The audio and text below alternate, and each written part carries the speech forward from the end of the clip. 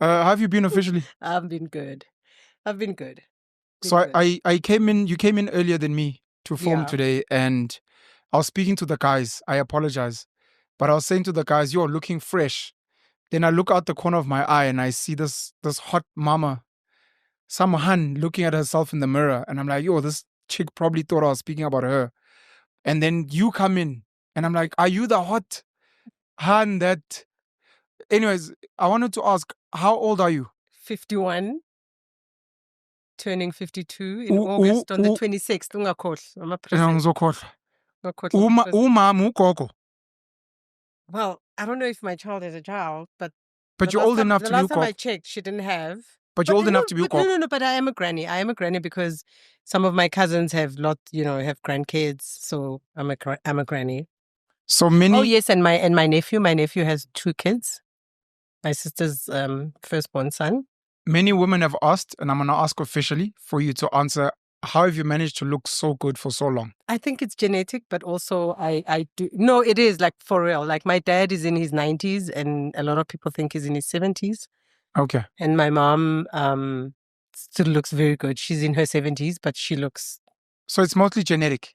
I think it's genetic, but also, I mean, I'm quite obsessed about my health, stuff that I eat, things I don't eat. So what do you eat? What do you don't eat? Because that's what they actually want to hear. Even bad habits, I've cut out a lot of bad habits out of my life.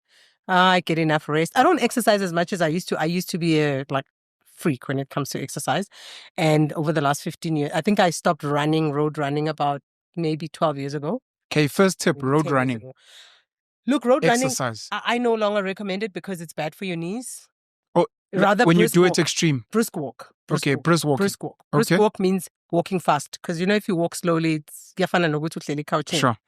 So I think brisk walking, that I still do now and then. Well, I haven't done it in over a year, but yeah, I try. But more than exercise and keeping fit, I think it's the food. I think it's your lifestyle. I also think it's how happy you are. It's got nothing to do with whether you have money, you don't have money. It's just like how happy you are. I'm very content with myself. Like, I know it sounds, when I say things like that, people get very annoyed because they're like, no, I'm not. You're like, I'm really, it's like, business is not easy right now. Like, I'm really struggling. Yes, I've managed to secure, nice partners and clients and an investor and all of that. But I'm in the kind of business that takes a very long time to give you an actual yield. So it's not about money. It's not about... I've never been married. So I'm not saying... Oh, is why you're not aging fast. Look, Indoda is what ages women. I was in politics, as many people know. At some point, I damaged my beautiful corporate career and went to politics. And I think the toxicity that I experienced or got exposed to in politics made me realize that I don't really like to take on people's problems. I really, really don't. Like, I'm not a selfish person. I'm an empath by nature, but I'm fighting that side now because I think I overgave most of my life, and I regretted it. I think if I didn't have this empathetic or empathic personality, I would be very wealthy now. Just talking about money. No, for real. I mean, I've always been a hard worker. I also think working, Tina Ekaya, akekho umuntu who didn't have a job by 16. And by the way, working to get paid is not necessarily the only work. When you get paid for something you do, which is work, for putting up an effort, for being productive, that's a bonus. Yes. Work is not about getting paid. People misunderstand that. Working is just what you're supposed to do as a human being. Right? Ukuthala. Yeah, ukuthala, uvuke ekuseni, do what you need to do. You have your bad moments when you don't want to wake up, you're feeling a bit down and all of that. But yes, I think that work also makes you young, like being productive, keeping yourself busy, also mentally, like keeping your brain functioning, like thinking. A lot of people think like, if you give them something to think about, they're like, when you're always like wanting to discuss big concepts and things, you know what I mean? And I do think that your brain, your entire body needs to be like in motion. Stimulated. Exactly. Like you need to be working with your hands. I think gardening as well. I do lots of gardening. My garden has grown from -10 when I first bought that property about 10 years ago to like now it looks amazing. And a lot of my neighbors, my immediate neighbors in the complex, had like the same garden as what I inherited when I bought my place.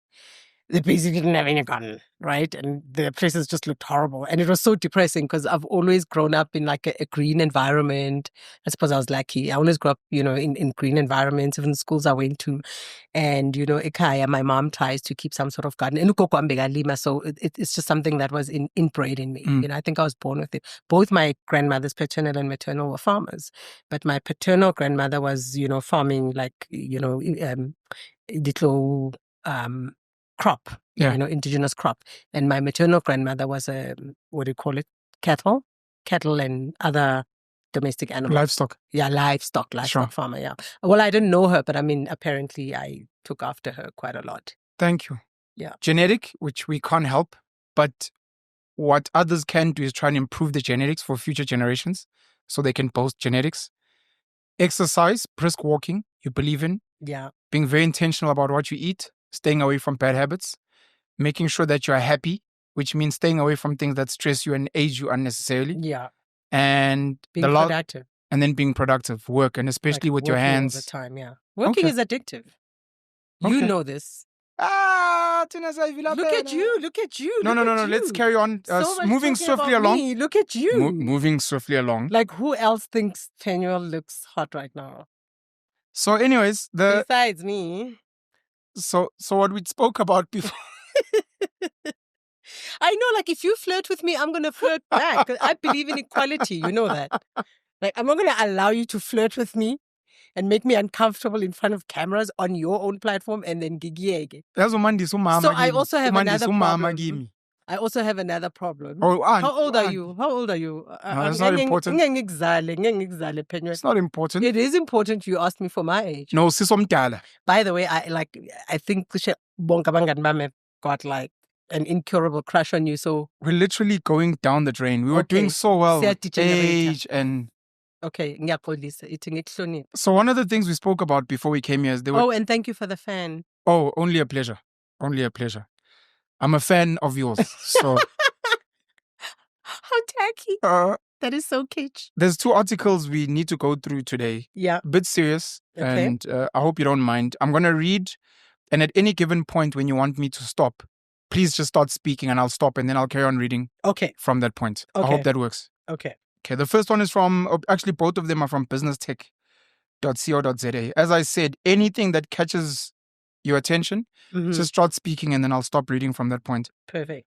Headline being Forgotten South African Town Collapsed for All to See, written by Seth Thorne on the 26th of Jan 2025.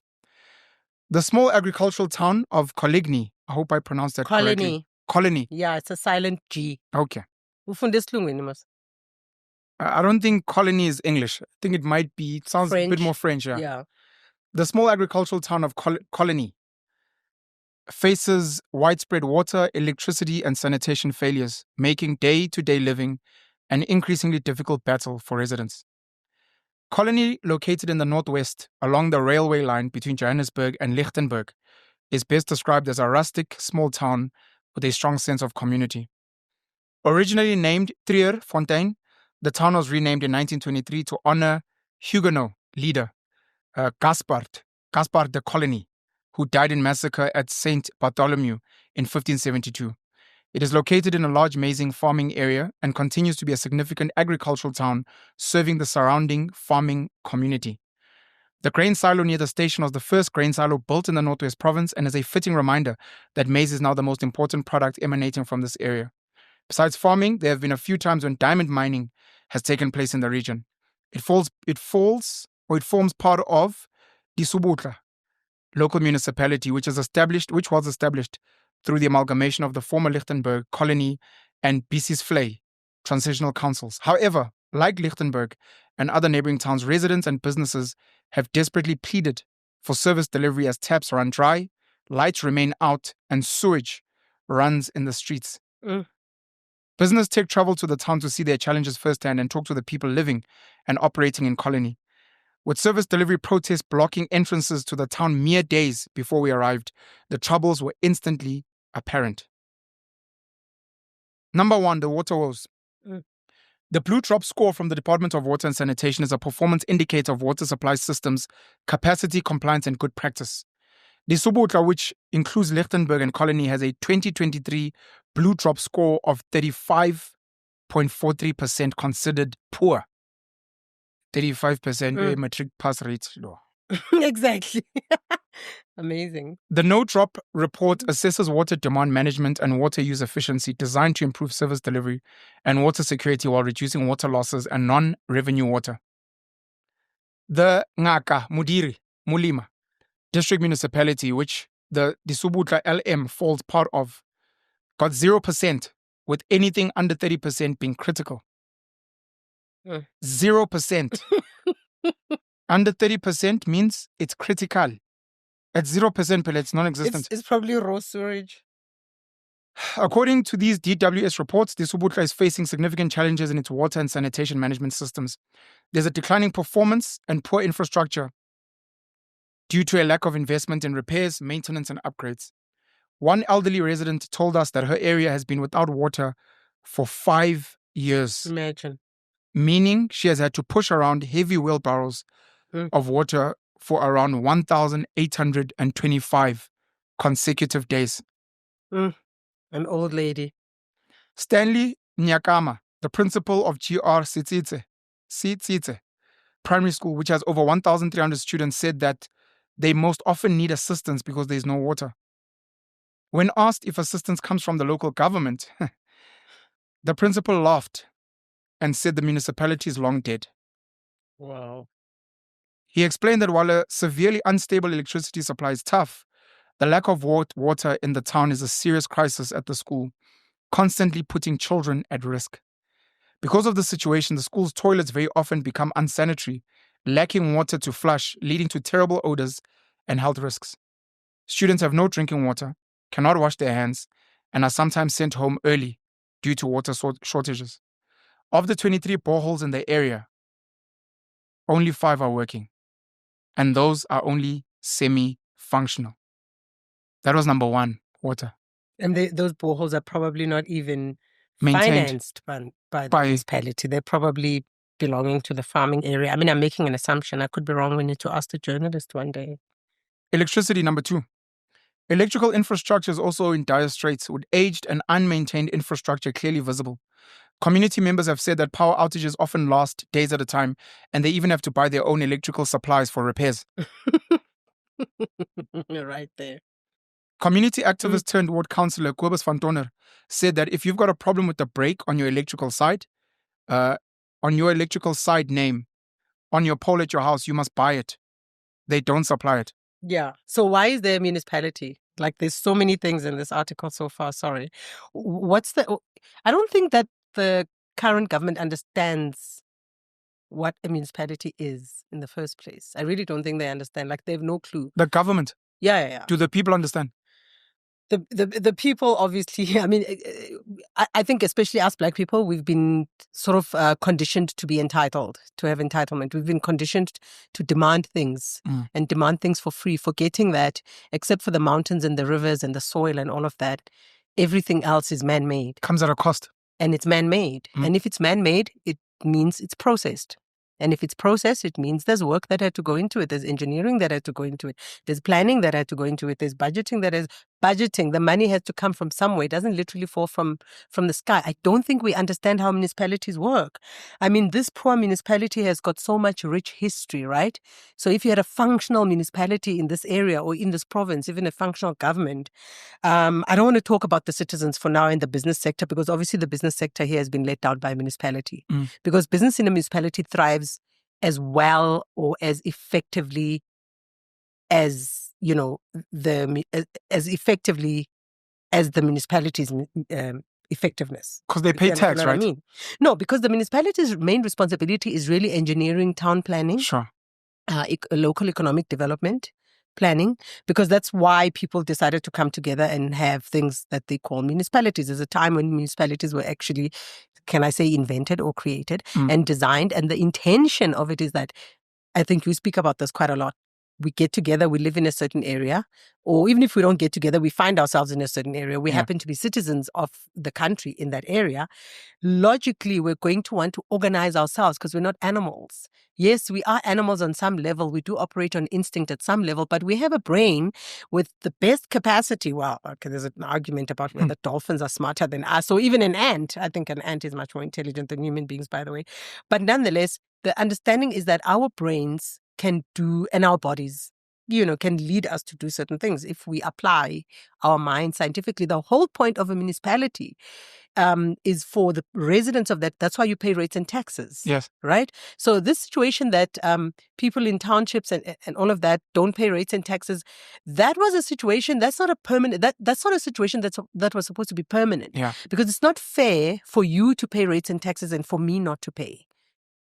It's not sustainable. It's not fair. Like, let's just discuss it on a fairness level. It's like living in a house where you're the only person who's buying food and paying the bills and making sure everybody, you know what I'm saying, is clothed and all of that. That's like, it's not fair. Yeah. Everybody has to pay according to, I would imagine, their affordability, but that's not how it's calculated now, which I also have an issue with. Municipal rates are calculated on the value of the property based on the value of the land, or I suppose jointly the property and the land and the area, etc., the whole valuations thing, which is fine for now. But I do think that we also need to consider a payment model that considers how much you make, especially if your business is operating within that municipality, which might be unfair. I mean, look, maybe it should be open for debate because somebody else will say, look, I'm already paying so much in taxes, but the whole tax regime in South Africa needs to be looked at.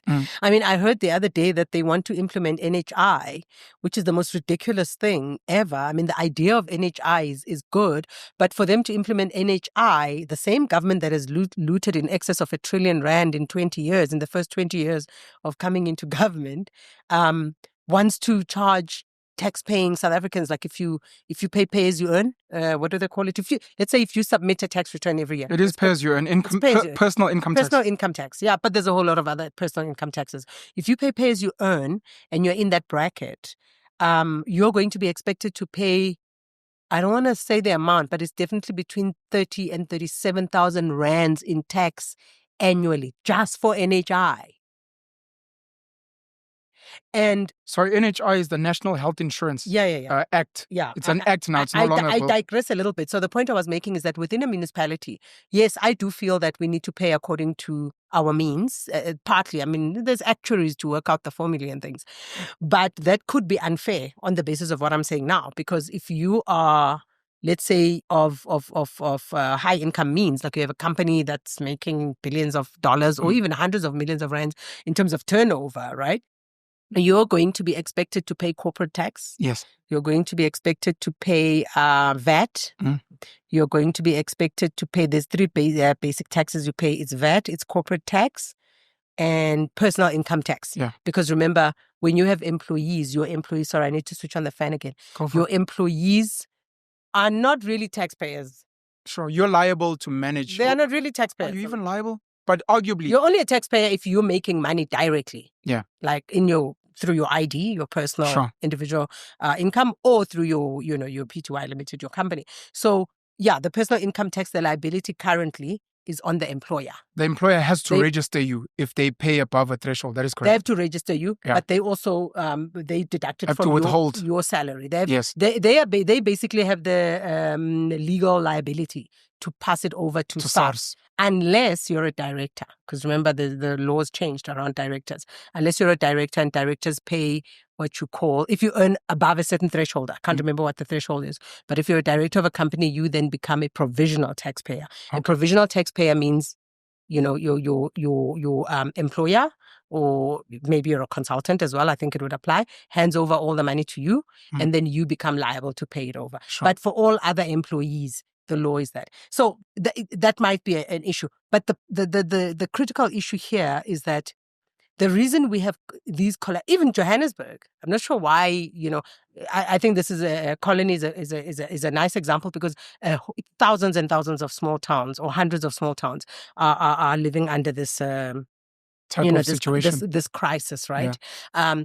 But if you go to those small towns, the only people there in that small town that would understand what the municipality is, what it's there for, how it's supposed to be managed, etc. Are the people who are running businesses, like real businesses, not scammers and illegal mining and crap. People who are running businesses and people who are paying personal income tax. Yeah.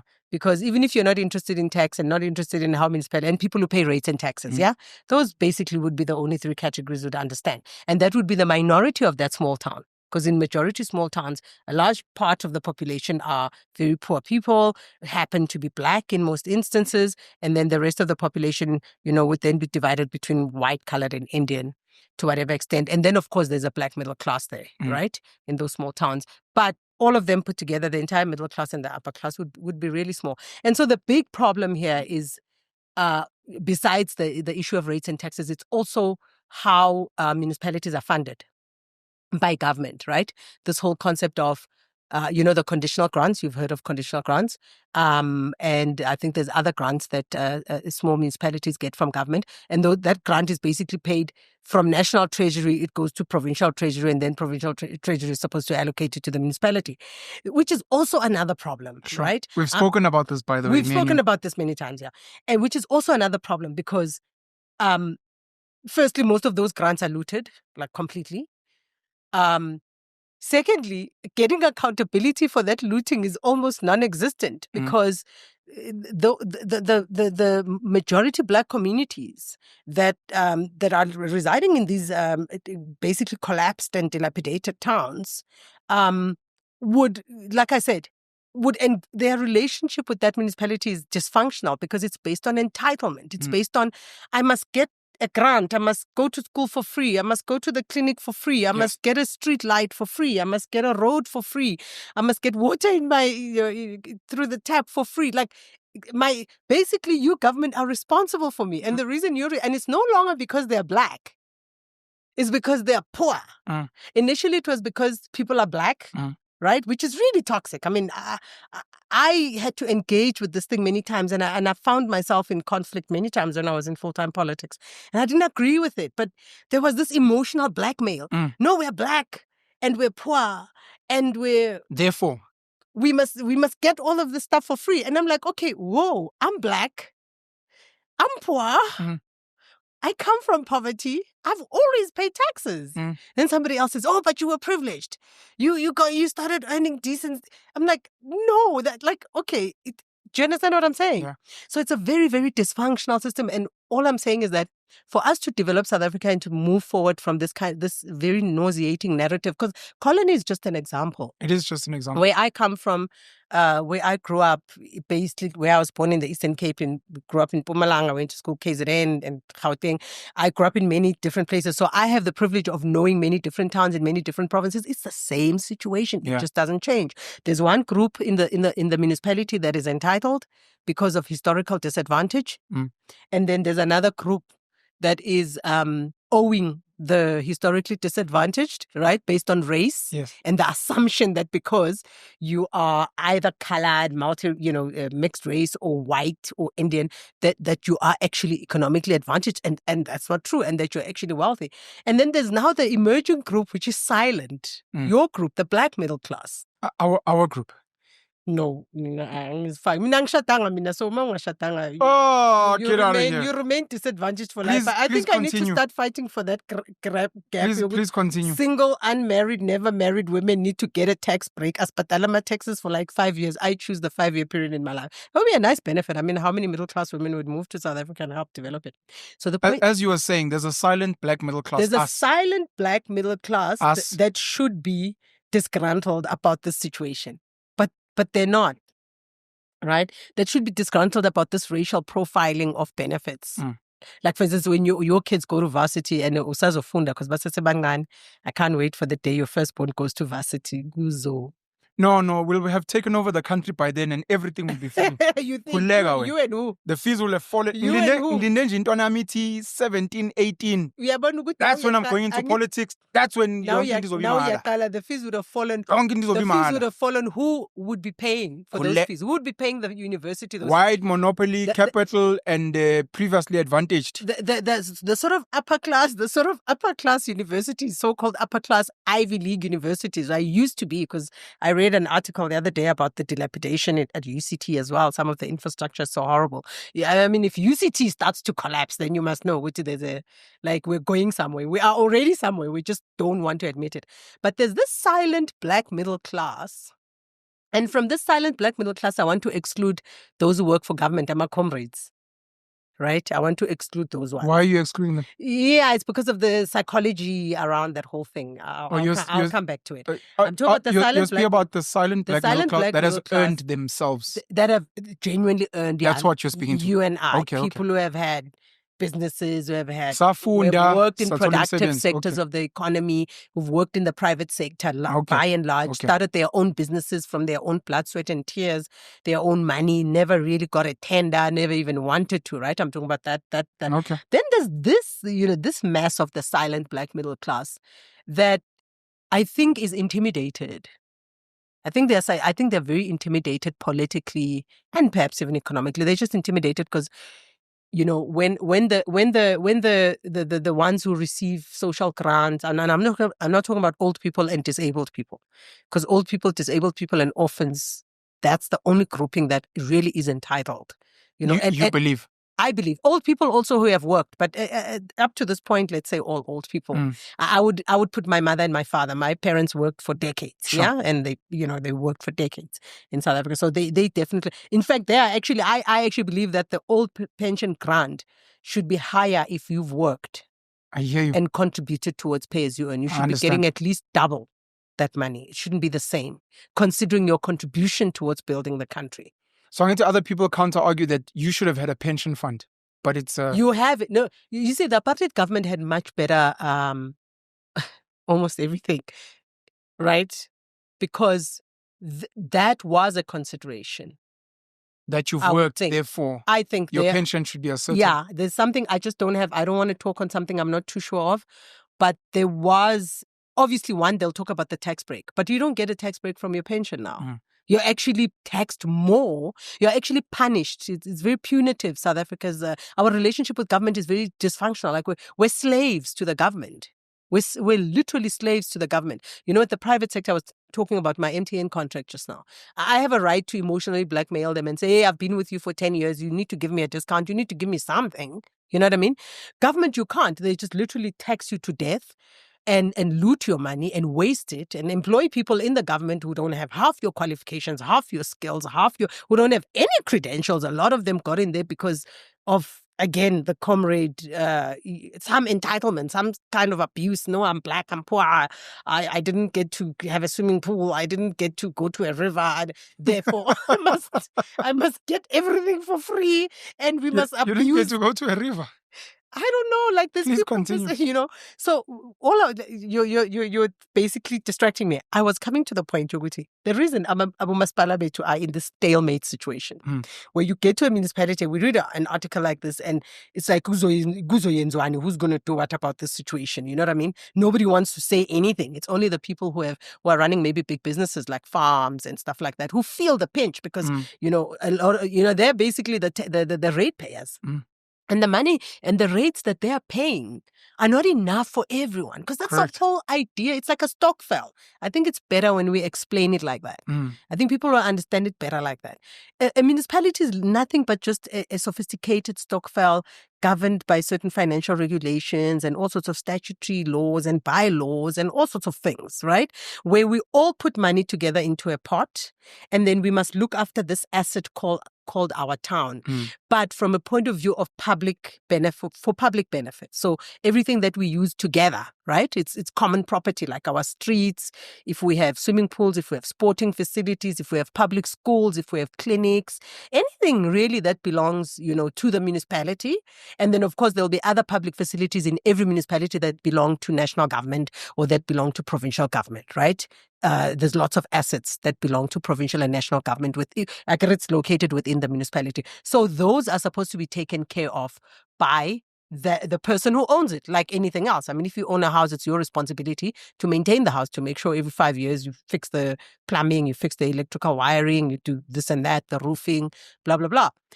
But it's so dysfunctional in South Africa because we don't have these conversations. This silent black middle class is suffering literally in silence together with the rest of the ratepayers, because 9 out of 10 times they'll be living in a house that needs to pay rates and taxes, right? Or they'll have a business that obviously has to pay rates and taxes, but they are disengaged. I mean, we wait for AfriForum and DA and then we accuse them of being racist. And I'm not sure like what that is all about, right? I mean, I don't know if race relations in South Africa are still as bad as they were 30 years ago. That's silent, sorry, just my opinion. I think that silent black middle class agrees with some of the work they do. They just keep quiet. You won't see them on social media. But why? Because it's like if you keep on doing that, all your government is going to do is continue abusing you. And you know this. I mean, most abuse comes from your family as a human being, right? Just as generally as a human being. Majority of our human being, I mean, our childhood traumas and all these things that we start complaining about from the age of 40 going up, they really came from a very intimate background, which is really your family. And then secondary will be community and all of that. So as the black middle class, to keep on protecting black public representatives or political parties, because you are ashamed that abantu bazok-accusa ukuthi you are racist, but you're paying for this abuse. They're abusing you and they're making you pay. Like I said, I mean, we're going to be charged 37,000 Rand if you even have that kind of money, per person who earns money, enough money to pay as you earn, to pay personal income taxes. We're going to be charged 37,000 Rands more, over and above the fact that your favorite president, and I don't want to mention his name, your best friend's dad, just before he left government, he put in place, what is it, that ZEP, to allow Zimbabweans to work here. He did that. Oh, the exemption. He did it twice. He renewed it in 2014 to allow, in a country that had massive unemployment, pushed for ZEP. That guy. Secondly, the same guy increased our taxes by 7.7% to 15%, right? So the longer you keep quiet, the longer you sit back, the more you get abused. Those who have been politically mobilized and made to feel comfortable about an ongoing, never-ending complaint about, we were black. But the point I'm making is that this black middle class that has worked equally as hard as other population groupings to build South Africa privately, right? They are suffering the consequences that the so-called middle class and upper classes are suffering. But they are also, 9 out of 10 times a person who ends up making a lot of money and becomes rich was very poor at some point and was propelled by the conditions of their poverty to pull themselves by the bootstraps. I'm talking about honest business people, not criminals. And had to sacrifice a lot, to make their money. But they keep quiet. I also have a right to demand free. In fact, I think there's a political and even constitutional maybe justification, if I can use a bad word. I think there should be a constitutional justification for all of us as black people to demand not to pay anything anymore on the same grounds as the rest of the black population is citing as their reasons to receive all sorts of grants, live in a state house for free, not pay rates and taxes, breach electricity power line. We have a right to do that on the same basis, because I'm also black. I'm female. I've never been married. I don't have a man who has ever contributed to my income. You're saying the black middle class should have a constitutional justification. Yes. To be like, we don't want to pay tax anymore because we also come from the same poverty as the people getting grants. The masses, as they're often referred to, which I find very insulting to call people masses. It's a complete insult. What is their what are their grounds for boycotting, for not paying for stuff? They're poor and they don't have jobs, and they're black. It's previously disadvantaged.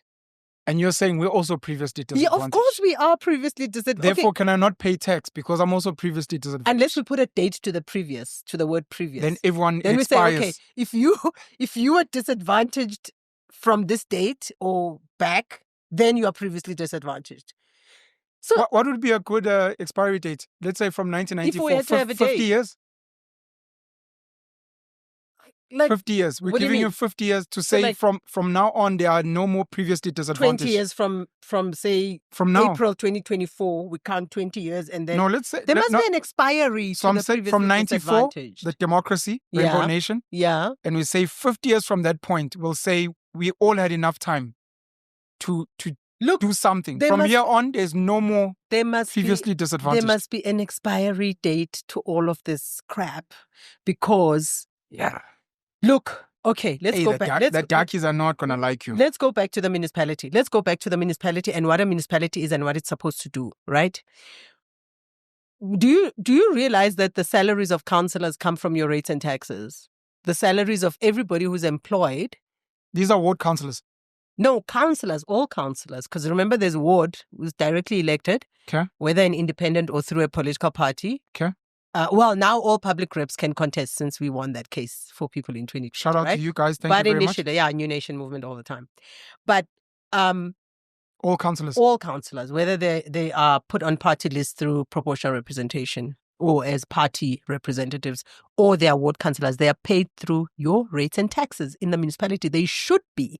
They should not be paid from a conditional grant or some kind of allocation from National Treasury or National Treasury ultimately, because provinces don't collect their own taxes, by the way. They don't have a SARS. There's only one SARS, right? With provincial offices, etc. Yeah, provinces have got certain areas where they collect revenue, maybe schools and other hospitals that are under provincial financial management, but it's not a lot of money. Like it's not that much compared to their budget. It's probably less than 10% of their budget. And even those provinces that do have their own income that they generate, it's only Gauteng, KZN, and Western Cape. You know, I don't know about the Free State. Free State is in a permanent disaster.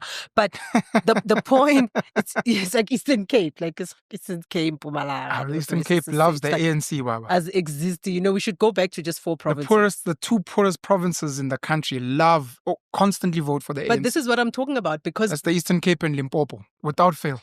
And which wards and which towns are voting for the ANC, because it's not the same for East London. No, of course. Right? It's the Bantustans. The Bantustans, there's basically been no development, and the people there themselves can't really develop themselves. They find it difficult to understand because of what I'm talking about.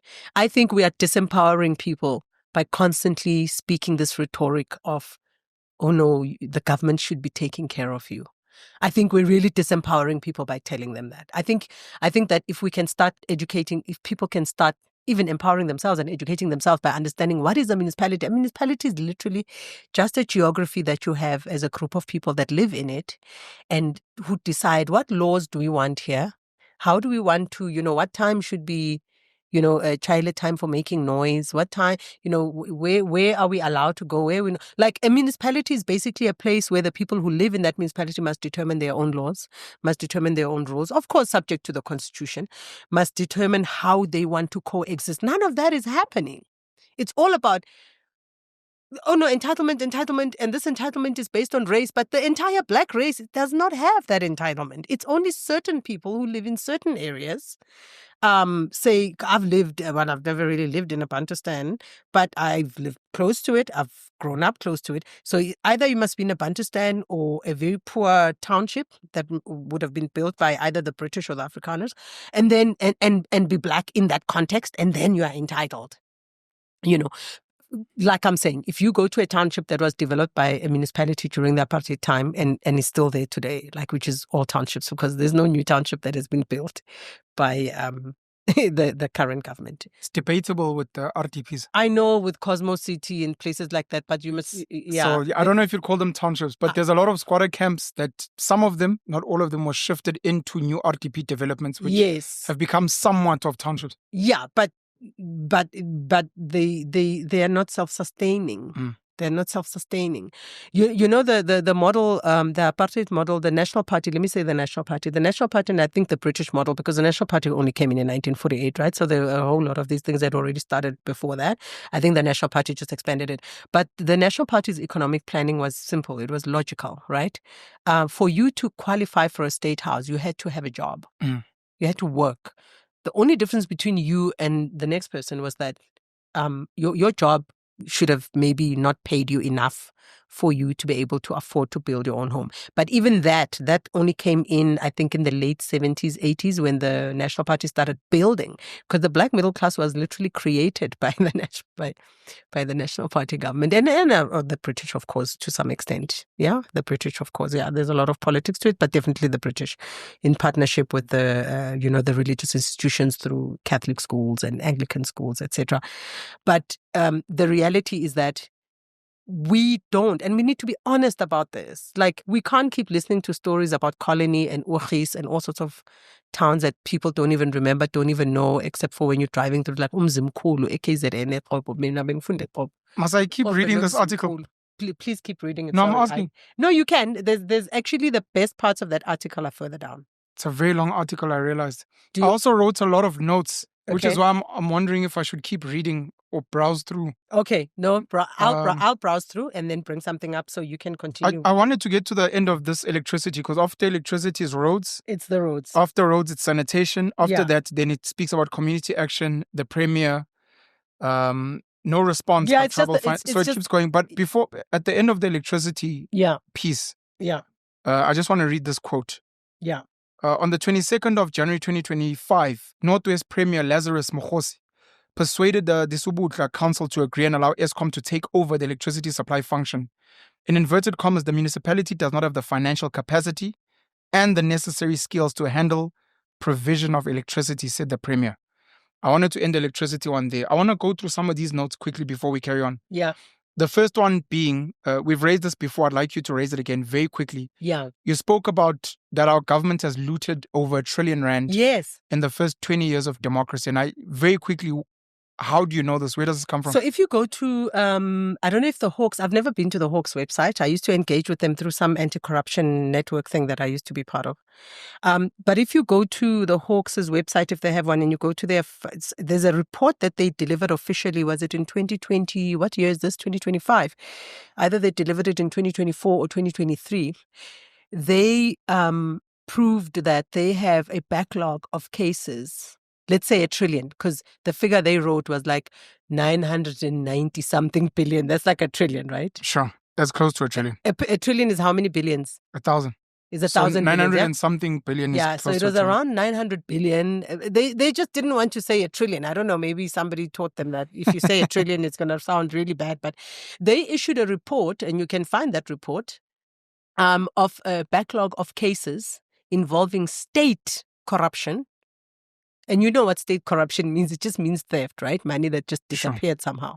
State corruption to the value of that amount. And at that, I actually attended the meeting where this was presented by the head of the Hawks, right? The national head of the Hawks, because we have provincial heads of the Hawks.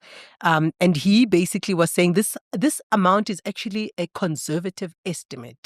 Yeah. So I did my own research. That's why I'm saying what I'm saying. Okay. In the first, I did my own research. So if you do a simple thing, like you go to the Auditor General's reports, so you're going to have to go through mounds and mounds of reports, because every government department, every state-owned company, every province and every provincial department of government, and now in the recent years, municipalities were included. Initially, it was only the metros, right? Because the metros are basically treated like equivalent to a province. Sure. They should be based on the revenues that they generate. Oh, I don't know if we should still count Bloemfontein there, but yeah, I suppose technically they're still a metro, as they say. Well, the ratepayers have correctly withheld their monies, and government was threatening to take them to court, because it's like it's a constitutional requirement for you to pay tax, but it's also a constitutional requirement to for deliver services. Yeah, and for you not to be corrupt. And for you not to steal my money. Like, you have to weigh the two. Which constitutional requirement should have a higher precedence? Is it the one that requires me to pay, or the one that says you should not steal my money? You know what I mean? That I'm giving you. Okay. Sorry. So you're still saying if you go Hawks, to the Auditor General, if you go reports, to every Auditor General report, and you go to the section that deals with fruitless, wasteful expenditure, irregular, unauthorized expenditure, irregular, and then the criminal cases that have actually been opened that somebody may have successfully opened, because in most cases you can't really open the cases because they'll hunt you down and kill you with like 6 AK-47s like they did to Babita Deokaran. And you add up all those amounts, Well, good luck to you, because in 1 year you have to start in 1995, right? Because the That's crazy. 1994-95 financial year would have been produced in 95. We're locating ourselves in your post-apartheid era, right? You'll find that's where you'll basically find. So I did a study like that. I just saw that the Hawks in 2022 announced that they were sitting on 22,000 cases that come up to 1.5 trillion. Now, I don't even know if Thanks, that's linked to what you're saying, but that's crazy. Which year? Okay. 2022? That was in 2022. Yeah. So the report that I read, and that's why I said to you earlier, that the head of the Hawks, when he was reporting on it at this anti-corruption meeting, he said he deliberately reported the 900 and something. But in 2022, the same Hawks talked about cases valued above 1.5 trillion. So now do you understand why I'm saying the first 20 years? Look, no one in the government can sue me. So I think I can now happily share why I was so cocky and arrogant about UNISA, right? You want to do that here? No, I don't. I just want to. I want to make you. I want to bring you at ease. I want to help you because I know I know why you were asking me about my reference, because you're thinking maybe somebody might threaten to sue you. No. That's not why. You and I have spoken about this on a platform before. I just wanted you to rehash. Government can't sue citizens. It's just law 101. When you're government, I'm a taxpayer. You can't sue me. You can't. It doesn't matter what I do. Why not?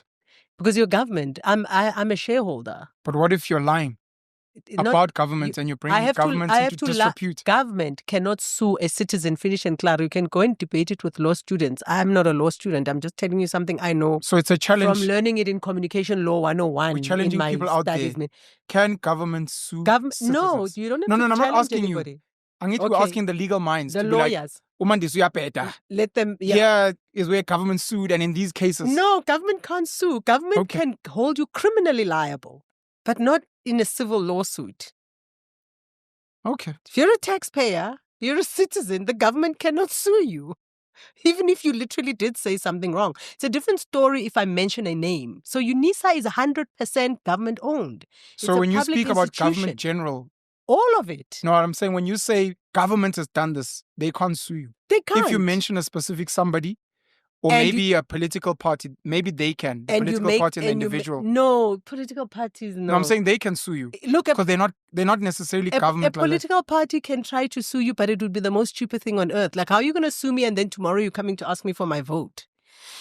And it's okay. That might be an ethical decision, but government can't sue citizens. They just can't. Interesting. Like, that's why I said to you, I'm waiting for UNISA to go to court, because I don't even need a lawyer in that case. I've had lots of lawyers offer me, by the way, to take my case on the basis of what do you call it? Not contingency. Yeah, semi-contingency, because obviously UNISA actually owes me money because they defamed me in my personal capacity. You can't. UNISA is an institution, should be. I don't think they really are anymore, but they should be an institution that is respectable, right? That has credibility. But it's an institution that survives partly on our money besides the fees that they collect from students, right? They can't abuse and badger a woman. Like, issue a press statement. Mandisa, Mashego, like the whole UNISA abusing one short, poor woman. One short, poor, unmarried woman. Like, who's just like trying to do the right thing in society at all times, no matter how tough it is. They can't do that. Like, it's immoral. It's unethical. Like, I can say it now because they said they're going to sue me. I've been waiting. They issue no. Don't threaten them now. No, I don't care. Like, bang, Dina. You know what pissed me off? But you know what pissed me? I don't get. No, I want them to. Me and UNISA need to go to court. Like, court. It's like me and Paul Mashatile and Lebogang Maile. We still need to go to court. No. They sent me papers saying they're suing me for calling them corrupt. We were going so well with Colini and Municipal. Yeah, no, it's fine. But I mean, it's dysfunctional country. We are fine now. 609. I want them. The Deputy President Paul Mashatile Lebogang Maile is the MEC for something. I think economic development. Where's the economy? Besides the economy that they inherited from the apartheid government, the so-called racist apartheid government. But we're still feeding off the whatever little bit is left of it, right? I'm going to try and defend UNISA a bit. Just a little bit. If I may. I don't know. Defend UNISA. So just a little bit. So a lot of the things that you raised came to light. We saw the articles. So we saw the bankruptcy. Don't mention people's names. I'm not mentioning anyone's names.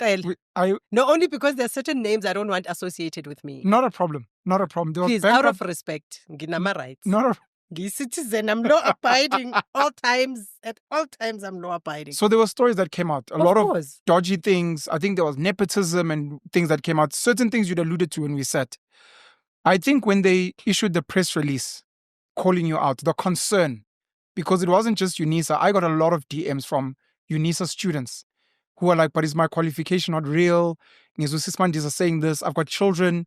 Should they maybe deregister from UNISA? And I could see. So must we hide the corruption because people are scared for their... Not all I'm saying is there were a lot of people that were concerned and obviously didn't understand what you were saying. And I think because of that fear, they were kind of like, don't worry about what she's saying. We are better. Keep your students here. We're still a respectable institution and which they were half right. But it was like, but you guys are not addressing what she's speaking about. Address that. But then speak to the students. Now do you understand what I was saying about why our population in South Africa doesn't know a thing about how to manage a municipality? No, I need to... No, I want to we're undereducated on purpose. I want to link the two. Okay. Okay, I want to give you a very simple example. If you have children and somebody is molesting one of your kids... Yeah. I want to make it as graphic as that, right? Or anybody for that matter. And God forbid that is not happening. I'm not sending that kind of energy to anyone. I just want to make a very crass example and an emotional example so that we start thinking about the stuff, right? Because nobody is coming from heaven to rescue us.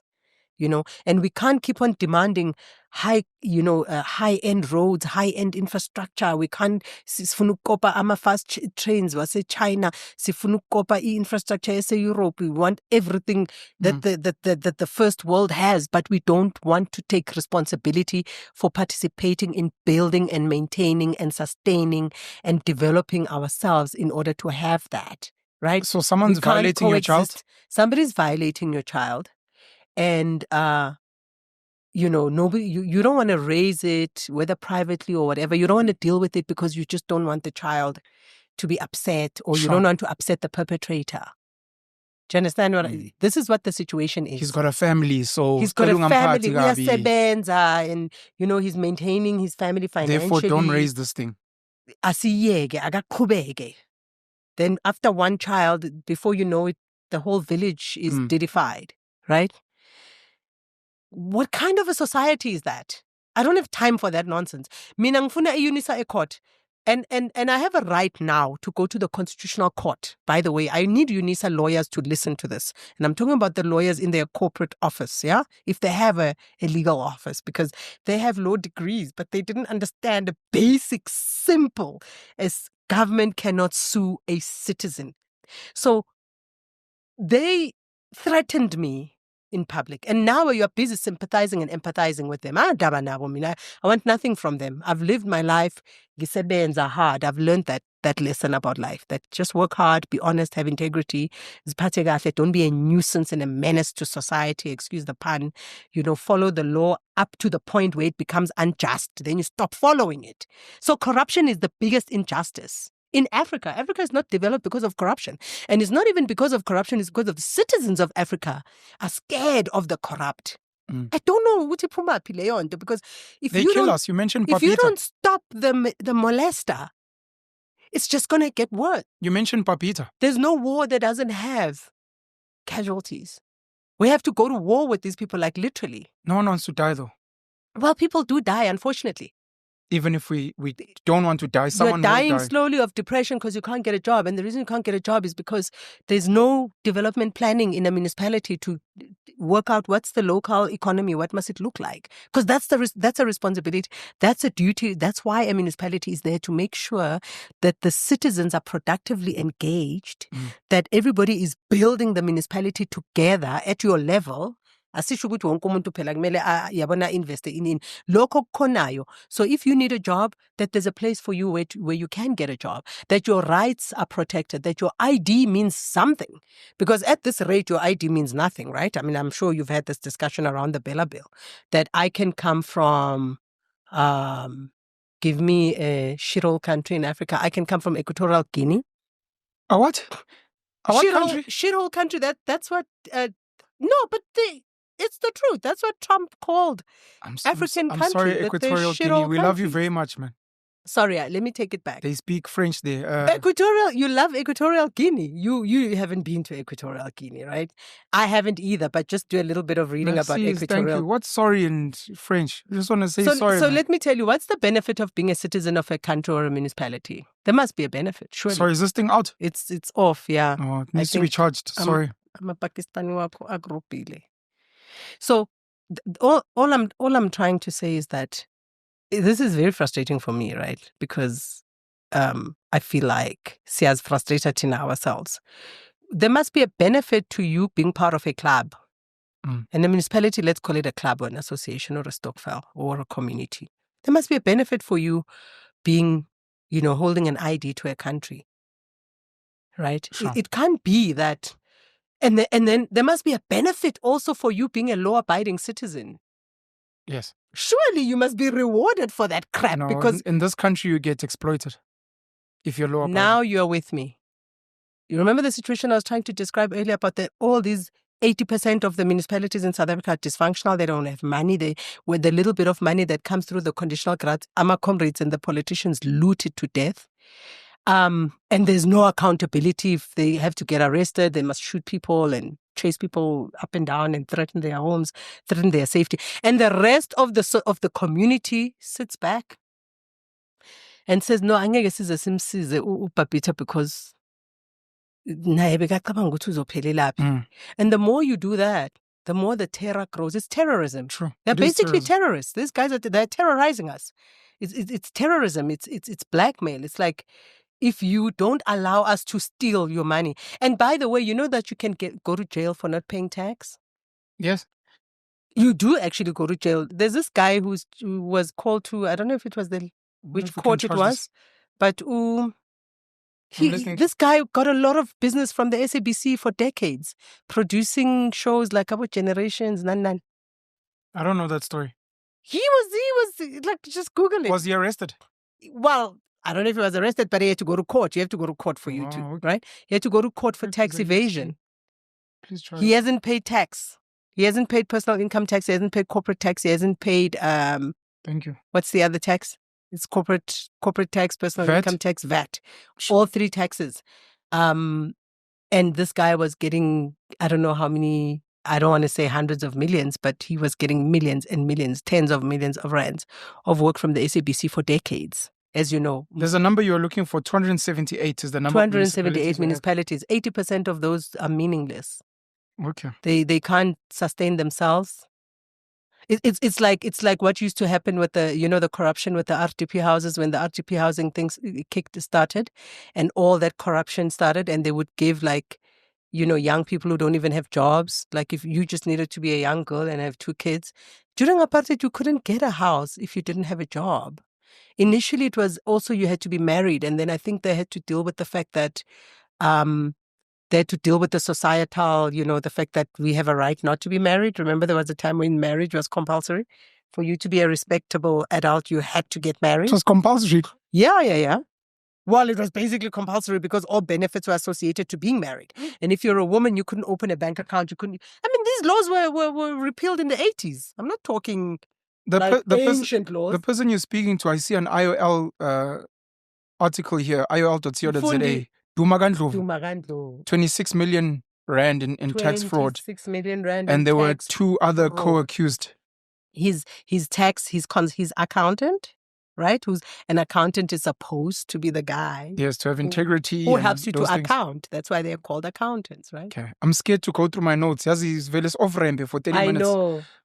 We're only going to be able to probably cover this one article. I hope you're fine. I'm happy. Maybe we'll sit another time and go through. Just my frustration is just that as citizens, I just think that we've got the wrong end of the stick. We're burdening 10% or 20% of the population. 20% is generous, but okay. Is it? What's the size of... The 20% you talk about taxpayers. What number of... Let's not talk companies. Do I have paper on my face? No, you're fine. What's the percentage or what's the number of taxpayers that... I think I've seen 7. 5 million? Or it's gone up to 7 million. But then the population also goes up, yeah?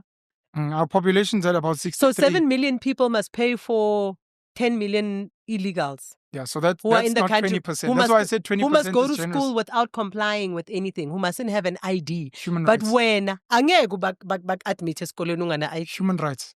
Which human rights? Ask the NGOs. You know what? We need to actually, next time you invite me, if you are going to invite me, we need to talk about this NGO situation. Like, it's really getting on my nerves. You know, I've realized it's not a Ababa Sugeli. It's a fact. You know, this open society nonsense and this open borders thing, it was started by these globalist entities and individuals. Open society's got George Soros as a funder. Who are funding, yeah? Okay. They are the ones that started this open border thing. And if we ibuga gahle, it's affecting only certain areas of the world. It's the US, North America, it's South Africa, not all of Africa, and it's Europe, Central Europe. Okay. Yeah? Because people can basically swim there or walk in, right? And I figured it out. I figured it all out why the hell they're doing it. I thought it was just because they're satanic and they're happily taking over global, value chains and global supply chains in all sectors of the economy, and they are concentrating the economy into their own hands in every sector of the economy, and governments have allowed them to do that, since governments have moved out of production. Yeah, since governments have stopped having state entities that are functional, etc., and encouraging SMMEs, because that's what it used to be. It was state entities and SMMEs until the globalists decided, look, we can take over IPs from government. We can take over certain assets from government. We can actually relieve you of the stress. Remember when they sold almost half of Transnet in 1996 under the guise that they're going to create more employment? Who benefited from those sales? Whatever rights that Transnet had in the telecom sector, in the transport sector, in many, many sectors that Transnet was operating in, IPs, patents, that who bought those patents? They were taking over, like gradually taking over world supply chains, like literally. I think China and Russia, they got frustrated and they couldn't do it. But nonetheless, sorry, let me not take over your platform. Now? Yeah. You're deciding now to not take over? Or at the end. Oh, okay. I need to go through some of these notes. You didn't give an answer on why the NGOs are doing it. You were just giving a backstory. Yeah, I was just saying one day let's talk about it because I finally figured out why they're doing it. You can't give us a one-liner. Well, they're just running away from accountability. Like, do you think Bill Gates, the UK is dealing with him now and I'm very happy, and Trump, my favorite man on earth, is definitely already dealing with him because Anthony Fauci, all his security has been removed. I'm super happy. Yeah, no. Trump told him upright, you're not going to have state security.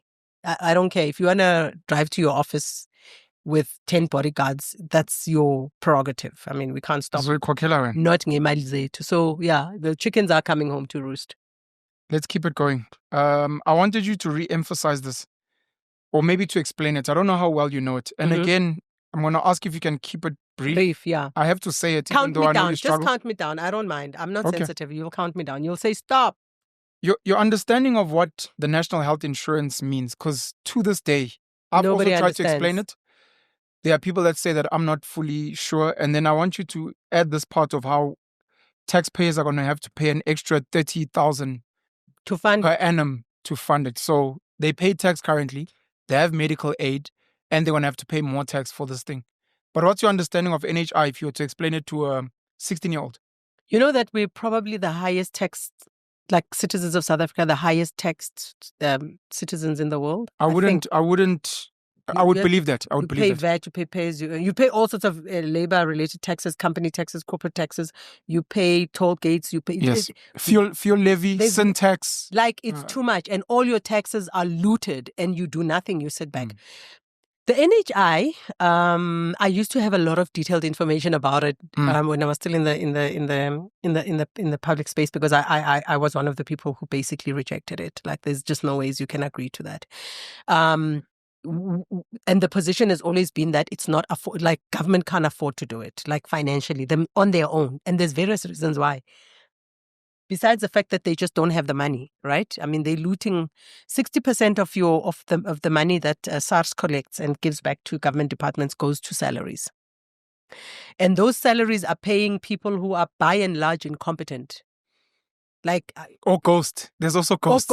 Ghost employees, of course. And do you know that every time ghost employees are found, I found ghost employees once, no one gets arrested. No one is held to account. The minute you say to them, investigate. I think there were 3,000 at Transnet. No one is held to account. Umbalula was Minister of Transport at the time. Yeah. Nothing happened.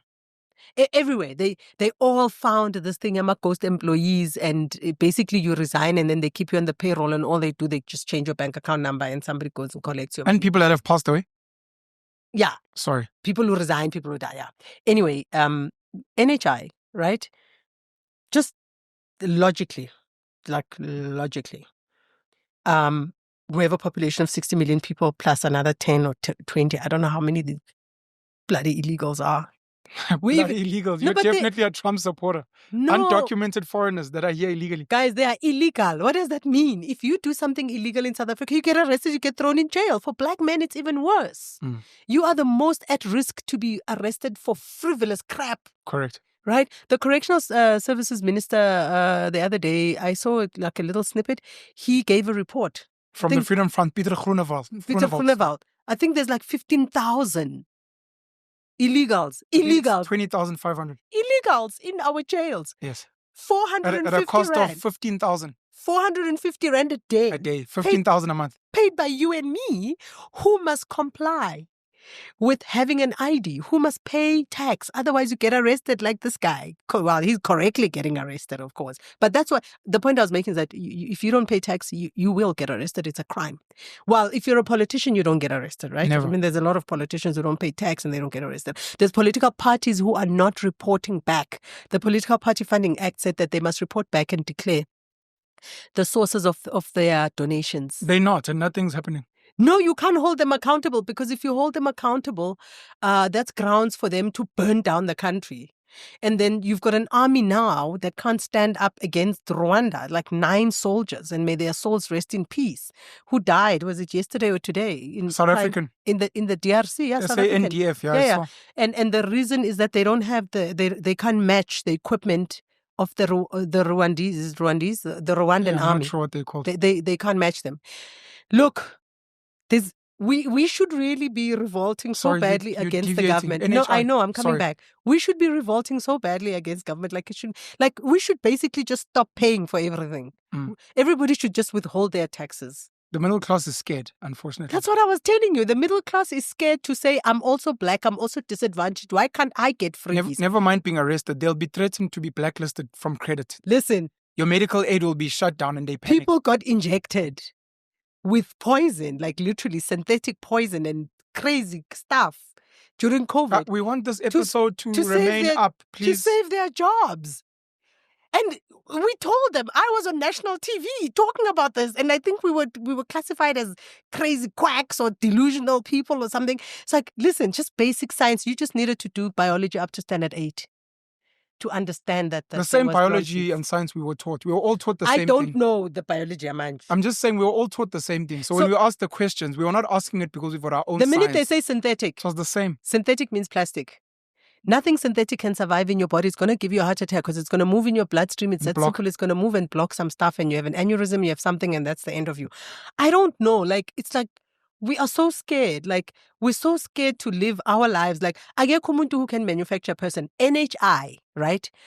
I'm 16. What is it? NHI is not only about affordability. So you need to invite someone from government one day, because I think by Asabu was a podcast when, but just invite the communications person from the Department of Health, right?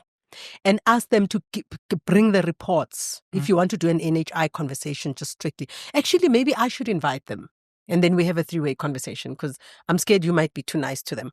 And then ask them to bring you all the reports related to the NHI pilots. That's it. Angifuna ukukhuluma ngokuthi siyobhadala 35,000. Mina ngeke ngize ngiyikhokhele 35,000. Just forget it. Forget it. Gege. I'm getting angry now just thinking about it. Let me. Okay. Get them to come and present one thing about NHI. Let's not even discuss infrastructure, right? Let's not even talk about infrastructure. One thing. The pilots. The National Department of Health started a pilot program related to the NHI. I can't tell you the year, I can't remember. But this thing was, remember they started, and they piloted it at different levels. Not just at one singular taxonomy within the value chain of health. At different levels. There was a pilot that there's a company that I worked for. It was a state company, an ICT. I don't want to mention their name in case they get excited and think about suing me. But there's a company, because I worked for them and I was in management, so I probably would be subject to some sort of, no, but I mean, it's been many years that I haven't worked there. There's a state-owned telecoms company that was part of that pilot from a technology point of view, right? And so that's why Ngishuguti ask them, send the communications manager or spokesperson of don't call the minister spokesperson because that's a political office. Okay. Yeah. Call the department, the state, because it's the state that politicians, they can't account to you. They lie. They either lie or they omit stuff or they just try to manipulate you or whatever. Get the communications manager of the department, not from the political office, and ask them to bring you summaries of reports. Or actually to provide you with those reports, because you have a right. There's something called Public Access to Information Act. Before you had to pay them to enforce that act. Now you don't have to pay. Just quote the act, send them an email, say to them, I want the reports of every pilot that was ever done on NHI. Do you believe they'll comply? Do you believe they'll be willing to sit on a podcast and answer? But they are government, they have to answer to the public. I'm just asking you personally. Do you think they'd show up? You need to stalk them. You literally, you know what you need to do? You need to follow up like on what I'm saying. I get it, this is my suggestion. No problem. And I'm not risking you. Like no one's going to sue you, okay? I'm too relaxed. Angna Mali, they can sue me. The closest thing they can do to me is Gungbop. Angna Mali, Angna Luto. Yeah, but then you know what they do when you die? Because you know when you die, where are your wills processed? Who processes your wills? Got no wills. I've got no money. Department of Justice. Got no money. Who processes whatever assets you have when you die, the day you die? Because these idiots own you beyond your bloody death. No assets. That's why we need to push for a genuinely free society. I learned from some of the best in the game. I learned from some of the best in the game. Brilliant. I own nothing. Brilliant. You need to give me that teacher. Sorry. They need to give you the pilots, right? No problem. Right? On every score, whether the pilot was done on infrastructure, whether it was done on technology, whether it was done on the pharmaceutical side, whether it was done on whatever. Sure. Whatever. I mean, there's a wide value chain within the public health sector, right? Should I ask them to explain what NHI is when I get them? Number one. But the reason I'm saying, you're asking me if I think this thing is going to work or whatever. No, I'm just asking what it is to a 16-year-old. It's I want to, but I'm supposed to be a lady. It's the biggest load of crap you have ever heard is NHI. Like everything else that your government is doing. Let me tell you, right now in Joburg, we're sitting with an infestation in Mpugani. Like for real. Like right now. Flies. My area where I'm staying, I don't know what the hell. And I'm saying someone ward cancel because I've boycotted paying rates and taxes now for the last year. They can come and do whatever they want. They must join the bank, whatever they want to repossess. They can have it. I will not pay them. From 3 in the afternoon or around 4 in the afternoon, or maybe let's say between 2 and 6, every day for the last week, there's a stench of sewage and not riding. A stench, a strong, it has never been there. Like I've lived in that area for a very long time. A stench of sewage. We have been bullied and abused by flies, impugane, flies, for the last, I think since summer came in. And it's getting worse. I thought it was me in my garden because I have a fig tree. And I went to YouTube and I was trying to find out what the hell, And remember when we had all that rain? So I had a whole lot of grass growing and of course flies follow that, right? So I had to take out a lot of the weeds. I did that. And then then I read somewhere that fig trees just generally attract flies. For some reason, I don't know, fig trees. So I was like, oh no, and I love my fig tree. I mean, it gives me lots of figs every year. But then I had to go and clean up and do all sorts of things to get rid of them. Then I heard on the radio, when I was listening to some radio station, they were talking about this is a general Joburg problem.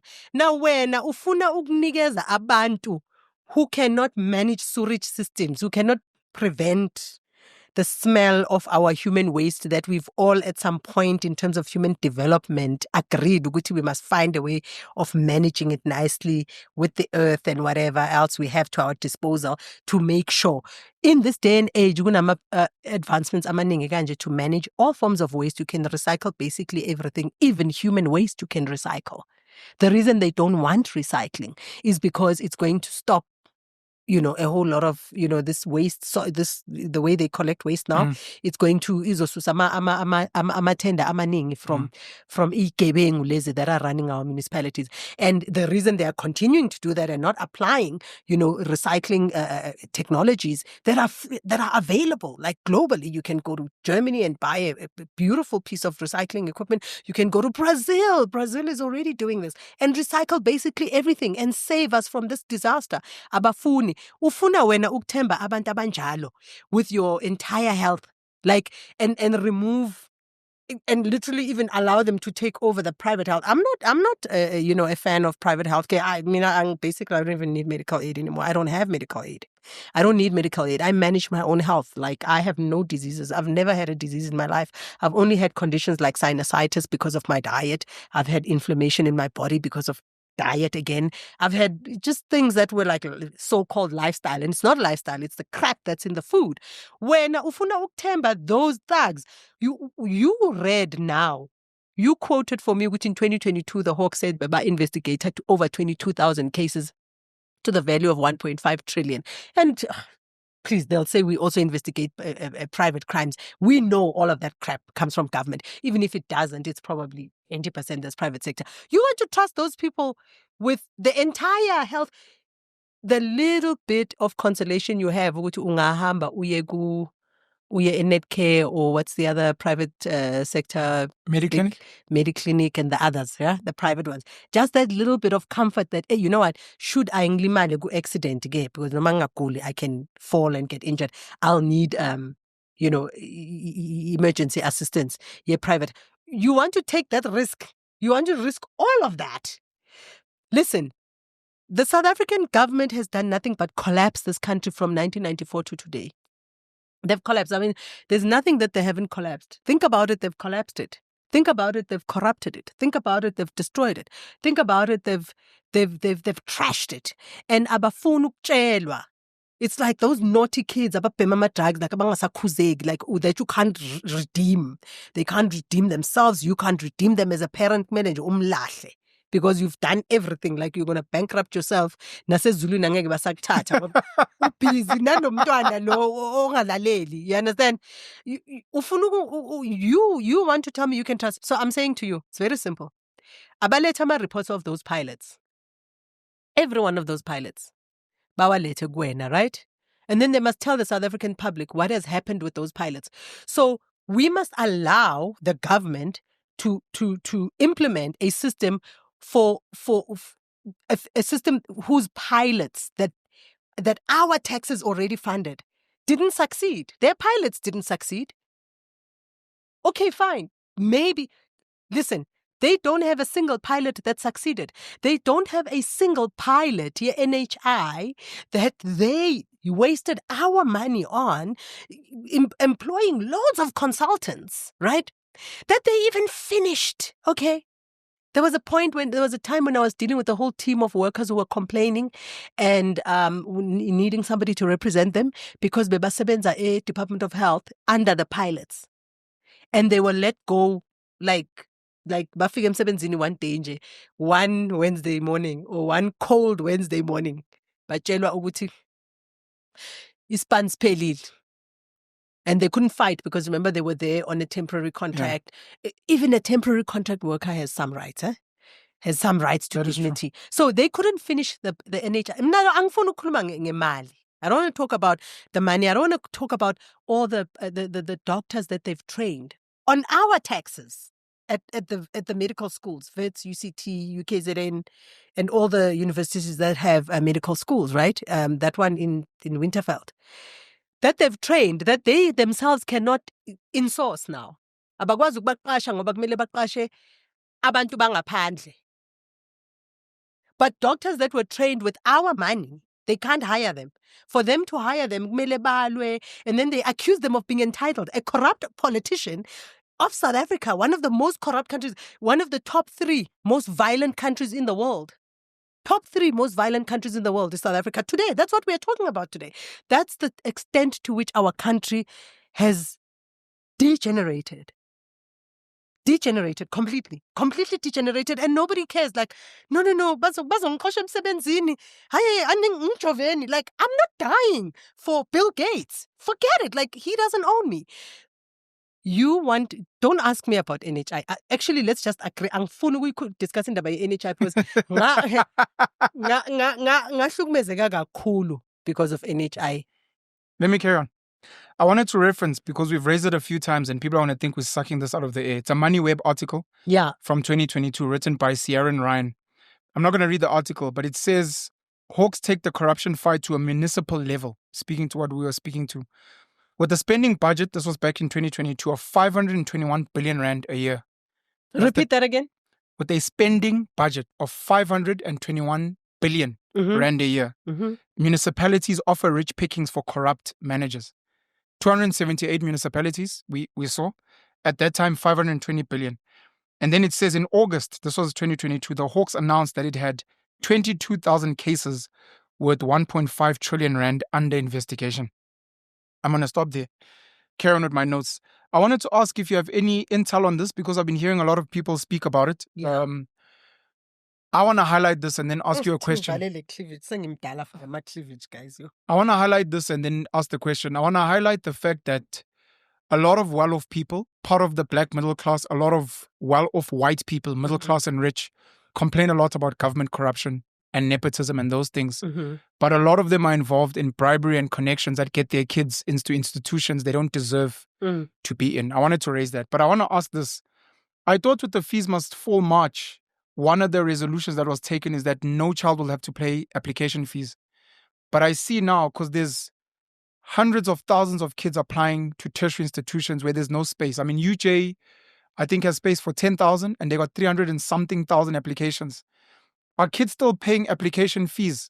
Because then the tertiary institutions are making money, but they're not placing the kids. They know there's no capacity. And didn't government resolve fraud. this? No, it's very simple. I don't know. Like, Mina isn't as a government is young pora guys, like, because there's just no follow through, there's no honesty, there's no integrity. If this is my suggestion, right?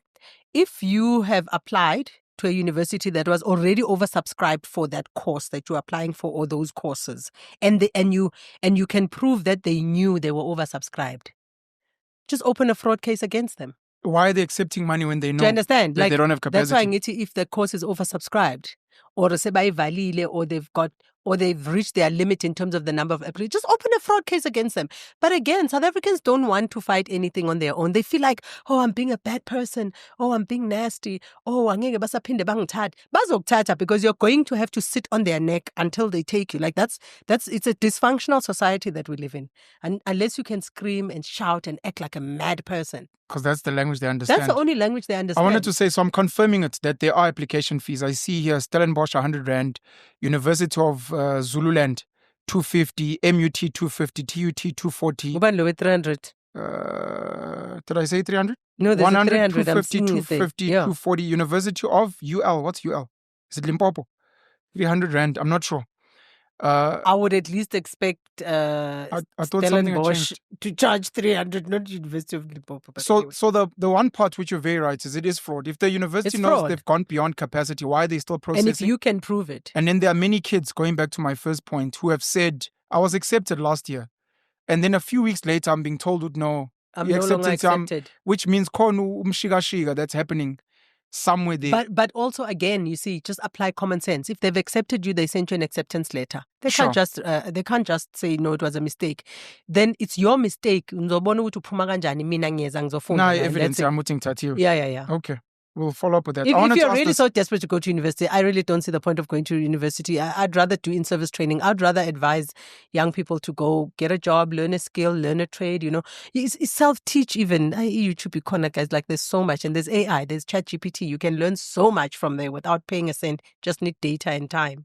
I want to ask you a question, but I want to make this note because this is what you raised. I made a video about how kids should be moving towards more skills-based learning and changing the education content in this country. And I got criticized by people. Part of what I was saying was we should create tertiary institutions for the most basic qualifications in the provinces so kids don't have to travel far. Yeah. Because there are many implications. Yeah. People spoke about how they get exposed to different cultures and experience. And I was like, that's cute, but I don't see how that feeds back to where they come from. Yeah. Because we can look at colony as an example. Yeah. I can imagine how many kids have left there to go to tertiary institutions that have never come back. Yeah. So as cute as and that they is, can't it go back doesn't because work. There's nothing for them there. Anyways, Musi Maimani, Bongani Baloyi, Nobuntu Hlazo Webster, Ayanda Ali, Vuyiswa Ramukhopa, Songezo Zibi, Herman Mashaba. There are many others. I know that DA has recruited a lot of black faces, Action SA today, etc., etc. You're speaking about a silent black middle class that needs to be involved. And these are some of the examples. Are you suggesting that we need more educated, skilled, especially that come from poverty and understand people to get into politics to change it? Or is there another way? Are you supposed to get back into politics? Am I supposed to go into politics? Because we can kick, scream, etc. And we've got the naughty kids running the circus. Yeah. And if we want things to change, these are some of the people that have put their hands up to be like, we're black middle class. We worked maybe in corporate. Some of us, we're now going into public service. We're trying to change something. We may have gotten a few votes, but we're the people that you guys keep screaming must enter. And the reality is that I don't think they're really trying to change anything. They're basically saying we're coming to manage differently.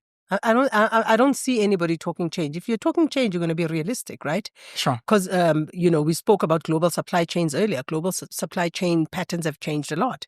So the question is, if you want to go into government, what are you going to govern? You're basically governing people's taxes. Where are those taxes coming from? Right? You're going to govern a situation where what's the percentage of unemployment above 66% for young black women? Serious, if we're being serious, we have between, depending on who you ask, 5 to 15 million people that have jobs. Everyone else outside of kids that are at school. But I think within that 5 to 15 million, maybe 5 are in sort of formal employment. That can pay the where tax. They have a pay slip. Yeah, the rest are informally sort of employed, like maybe domestic workers.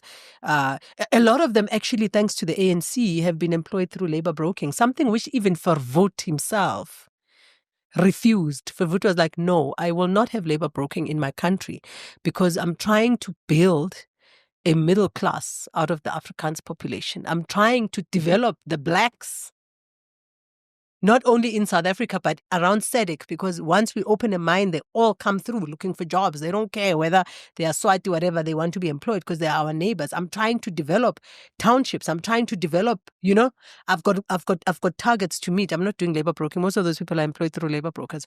For me, okay, let's go back to a conversation we've had before. Utu Hendrik French Verwoerd was trying to develop a black middle class. They did, though. Or in substance, not in intention. Look, a middle class, you see, this is the emotional conversation I don't like to have. Sure. Let's keep it economic. I understand. I just wanted to ask because someone's going to raise the National Party government, the National Party, the apartheid government is the one that built the black middle class and the British. Okay. The British built some parts of it, I think maybe 1800s. From the 1800s, sometime in the 1800s up to now, up to let's say 1948. But the Afrikaners also did, because they realized, at some point they have to coexist. Blah blah blah. They came to settle, colonized and settle, and they were happy. They're like, we're settling. It's been how many years now? They're not going anywhere. And quite frankly, I don't think we should even be wanting white people to go anywhere, because just look what happens. We can't self-manage. Look. I can stop reading the article, sorry. You can read it, but I wanted to make a quick comment. Business Tech, Seth Thorne, 26th of January 2025. That was the colony article. Forgotten South African town collapsed for all to see. Just for anyone to reference, sorry. You'd like me to? And you can repeat it at the end. I wanted to respond to what you were saying about, and this is the problem, this is the disease of representation. So I'm a black female. Yes. Because I look black. Oh, Kamala Harris. Right? Siyabonga Mbokot. Imagine. Come on. With that loser. Like literally. Which loser now? No, Kamala Harris, guys. Like even if I was in Condoleezza Rice. Condoleezza Rice, yeah. Okay. Condoleezza Rice. Condoleezza Rice, yeah. Yeah. Thank you, Condoleezza Rice. Yeah, I'll agree to that. Go a few steps back. South Africa has a population of 41 million citizens who should be voting. I've mentioned this to you before. Yes. I think it will digest differently now. That should be voting. Out of that 41 million, only about 26 or 27 million are registered. Correct. Right? And then the balance is not registered. But it's 41 million. In the 2024 elections, there's a case that your friends, people, I don't want to mention their names. Like, I really don't. I don't want to mention names. your friends, one of your best friends from KZN, their people, his people, they are in court now fighting to be in the GNU. Like, you can't enforce political decisions through the court. Like, you have to talk, you have to negotiate. But nonetheless, one of the stupid arguments they came up with, and yes, it is a stupid argument, and nabu bayangdina, because they once put my face on a poster and said I joined them and circulated it with my WhatsApp group wabo, so I have a right to talk about them. Anyway, I'm a citizen. I can. So why say don't you whatever. mention them? Yeah. Angfuni, ungalinge. No, Not ngiyabuza. while I'm here, angfuni. Oh, you said you have a right to call them out. Because ngiyabahlonipha, bona zange bahlonipha wama rights.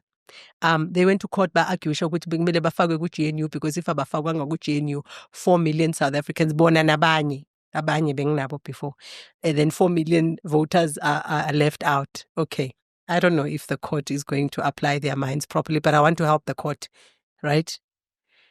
The entire election was not democratic. The total number of people who voted is 16 million, somewhere there. It's about 17 million. No, it's closer to 16. It's 16 point something. I'll get the number. 16, okay. 17. Asbanige. No, it's 16 million. Let's say 17 million. It's fine. No problem. The entire people who voted in South Africa for the government are 17 million.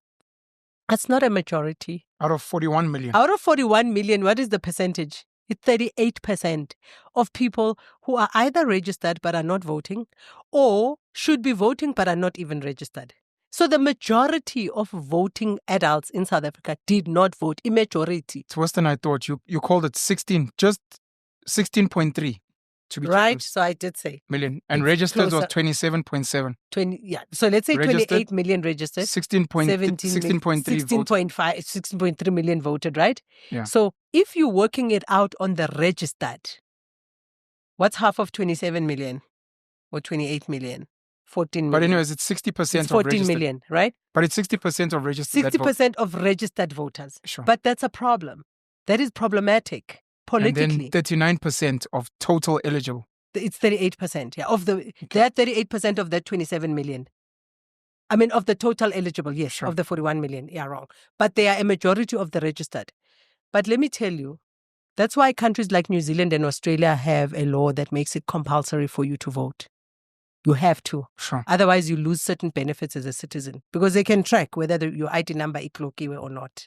There's certain things that it has to be a carrot and a stick. That makes a lot of sense to me. Even if you spoil your ballot, you have to spoil your ballot. You showed up. You have and to. You said something. You have to, because Sasa, you can't get up and say, "Oh, laba baya peta nan." Right, and you have to pay taxes, and you have to participate in building your country. You can't just participate in demanding things from your country, but you are not contributing anything towards the development of that country. You're not even contributing towards decision making. You're not even contributing towards making it a better place. You're not even contributing towards coming up with better policies, Development is an ongoing thing. It doesn't stop and start, So what I'm saying is, just on that score, Laba, who are the political parties, they can't even get 40% of the population to go and vote for them. All of them. The more disintegrated politics becomes, the higher the number of political parties, the higher the number of registered political parties increases, the less people want to participate. Sorry, this is a fan. I need it. Like, I'm sweating. Okay? Because you don't have a fan here in your studio. I have to call you out so that you can. You don't have aircon. Municipality, corruption. So I don't know how long we've been recording for. How much time do we have left? It's too long. We've been recording for 1 hour 53. Okay, we've got how much time left? 5 minutes. 10 minutes. Yeah. 5-10 minutes. Okay. So you get the point I'm trying to make, right? Yes. So the more political. So the more, is it mitosis? Where you get division, cell division. Is it mitosis? So what's the other opposite of mitosis? Is that a medical term? Yeah, it's biology. Standard 6 biology. Right? Standard 6. Yeah. The division of the cells. Process of cell division that processes two identical daughter cells from a single cell. That's mitosis. Mitosis. And where cells multiply themselves, which is the opposite of division. Anyway, I think I confuse about meiosis, right? Yeah, I thought so. Okay. So the more the phenomenon of mitosis increases within our politics, the less citizens the less interest citizens develop. Do you really believe that? But it's true. The number we've just called out the numbers. No, but that's a conclusion that you're making, which but it's based on numbers. It's very fair. I wouldn't reach that conclusion. Why? I actually think if there were fewer political parties, we'd have even fewer than 16 million voters. No, personally, it's not true. I think there are a lot of people. Look, I think there's a lot of people that have become Do you know what's the despondent. job of a political party? I think a lot of people have become despondent since 94. They feel like nothing's changing, regardless Yeah. of who they vote for. They're right. But I do think a lot of other people feel like there isn't anyone to represent them. Whether those people are showing up to say we're here or whatever the case may be. I think if it wasn't for certain political parties, including I think maybe the one you're alluding to, Yeah. if I'm not mistaken, I think a whole lot more people would not have voted. People are being let down based on things that they were promised. So Sure. let's be fair. Sure. It's not like they woke up and said, and no one said to people, come and promise us this. It's like if we get married, you say, I want to marry you, right? There's certain basic expectations around marriage that you will have, that I will Sure. have. If I don't deliver and you don't deliver to me on those basic expectations, I have every right to divorce you. I don't owe you an explanation. If you don't deliver, I divorce you. And I have, and of course, I even have a right to, after divorcing you, sue you based on the extent to which you have disappointed me. and based on the extent to which you did not deliver on your promises. Penyuel, Hey, I want this mommy. I downplay lento. No, mina ngaze ngishade, so I've never made myself a problem to any man. Akekho umuntu ozoclaim ukuthi ngiyinkinga yakhe, ngiyinkinga of myself and God. Ngithi mina, don't sugarcoat this problem. It's a very serious problem. Which one?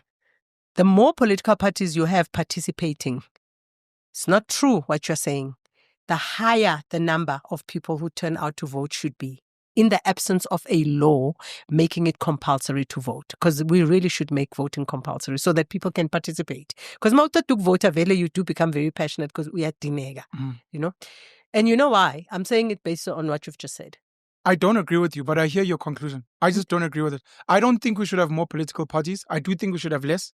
And I do think the plethora of political parties we have are not doing enough, Bona, to recruit people to vote. We need something like the American system. But looking at the same data, my conclusion and yours is not the same. Yeah. I hear what you're saying. My last point on that is that the duty of a political party, one of the main responsibilities of a political party, the reason they get constituency budgets and they get party funding, etc., is because it's their duty, their primary duty is to bring the voters, is to bring more voters, is what do they call it? Democratic education is for them to do. It's one of their duties. They don't do it. It's in a content creator. That's why zero budget from these losers. That's why ngisho njalo nje ukuthi it's not true. Yes, I respect your opinion, but you need to think about it a bit more. That opinion is not correct. Their duty is, their responsibility is to bring. The IEC has got an education mandate as well. Yeah, they had 1.5 billion, if I'm not mistaken, or more. Do you want to ask the Hawks to investigate that? Please, because we got fuck all and people still didn't know there were 3 ballot So papers. now you need to bring Department of Health and you need to bring the Hawks. Do you know what happens with that money? Are you going back to politics? No. Should you go back to politics? No. Should I get into politics? Abuse me now. I gave you a list of some black people. You should go to politics, and let me tell you, you at a fee, I'm going to help you. Firstly, of course, I mean, yes, for the benefit of the people. Let me tell you, I must help you with your recruitment, mobilizing, blah, blah, blah. If I get into politics, will you come back into politics? I must help you with your policy formulation, blah, blah, blah. If I get into politics, once you get into parliament or the legislature, I must help you with how to do your work there. Because it's not that easy. It's not like as easy as it looks. There's a whole lot of technical stuff that you need to know. And one of the biggest tragedies of South Africa is that we don't have a criteria for public representatives. There's no age limit. There's no criteria. You can literally take John Steenhuisen, an 18-year-old. Oh, sorry. I thought we were going there. Sorry. No, I actually like John. Of course you do. Yeah, I do. I mean, I have white grandparents. You speak about a qualifying criteria. Abo Steenhuisen are there. Lalela. Qualifying criteria means experience and all of that. You can't. I just think formal educational qualifications are just overrated. But it's experience and output. The proof is in the pudding. If you come to me with 10 degrees, but you can't do any of the things for which you hold the degree, I'd rather take somebody who can do the work to spec and above spec. The point I was trying to make to you, it's not If true. I get into politics, will you get back into politics?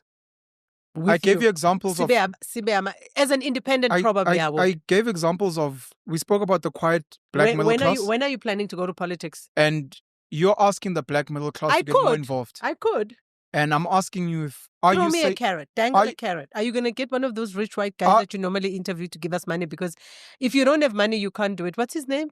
are you saying that we should get into politics? If you can get Or should we be doing something else? Hambios Tolela, if Or 50 should we be million. doing something else? No, we should do People firstly, don't have 50 million. The black middle class you're speaking No, about you have to get it from doesn't white have 50 people. million. And even if they have No, but it, why they won't must we give it get to it? you. There's a lot of wealthy black people, they But won't why give you. why must we get them? Why can't we just go serve?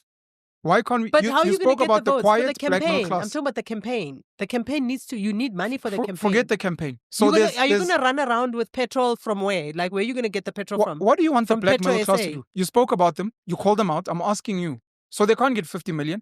They do have a little bit of petrol. What must they do? That's the first they thing. must get That's the involved. first thing that they need to do. They need to donate to people who are doing good work. They do need to do that. They need to come together and understand that the laws that are passed in parliament is their responsibility. There was, a black middle class AfriForum maybe.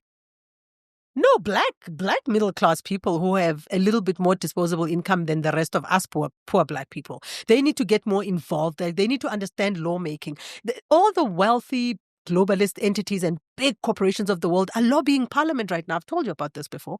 Where do all the laws that you guys have? Because the only time Who's you guys? Sonke isifake nawe. No, mina Thina. nginandaba because I know exactly how it works, and mina angeke nje until the day I die.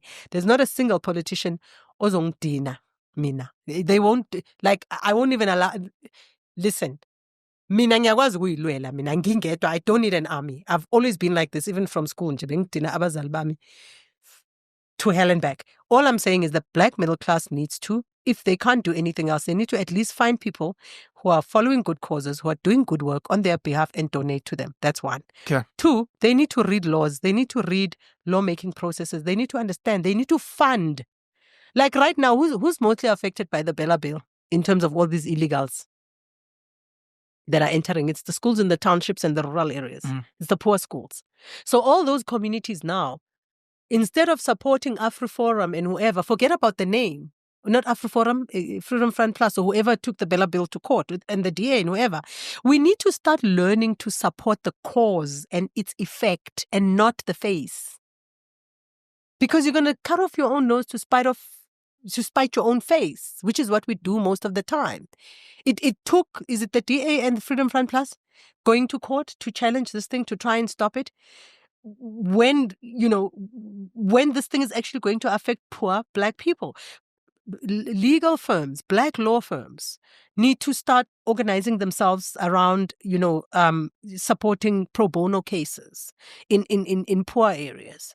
But at the same time, it's their responsibility also to empower and educate, because it's all good and well to fight. But if after the fight you've learned nothing, you're basically going to be like a rat going around a thingy. What do they call that wheel? That Hamster wheel. A hamster wheel. Just get back into politics. Because you know what I've realized about black people?